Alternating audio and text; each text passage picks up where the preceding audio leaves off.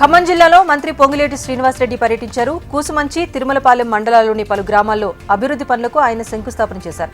అనంతరం గట్టుసింగారం గ్రామంలో రైతులతో మాట్లాడి వారి సమస్యలు అడిగి తెలుసుకున్నారు. గ్రామాల అభివృద్ధి లక్ష్యంగా ప్రభుత్వం పనిచేస్తుందన్న పొంగులేటి ఇచ్చిన హామీలను త్వరలోనే అమలు చేస్తామన్నారు. వరంగల్ జిల్లాలో సీఎం రేవంత్ చిత్రపటానికి కాంగ్రెస్ నేతలు పాలాభిషేకం చేశారు. సీఎం 16 కులాల కార్పొరేషన్ల ఏర్పాటుకు నిర్ణయం తీసుకోవడంపై వారు హర్షం వ్యక్తం చేశారు. అన్ని వర్గాలను అభివృద్ధి చేయటమే లక్ష్యంగా సీఎం పనిచేస్తున్నారని అన్నారు.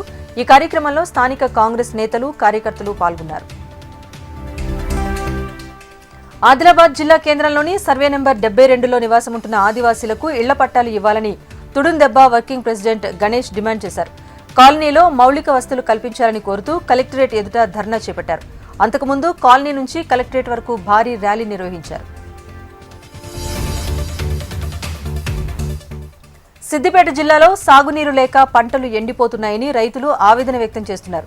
నారాయణపురంపేట శనగకుంట గ్రామంలోని 500 ఎకరాల్లో వరి పంట ఎండిపోతోందని వారంతా వాపోయారు. పెట్టుబడి కూడా నష్టపోతున్నామని ఆవేదన వ్యక్తం చేస్తున్నారు. ఇప్పటికైనా సంబంధిత అధికారులు చొరవ చూపి తమ సమస్య పరిష్కరించాలని కోరుతున్నారు.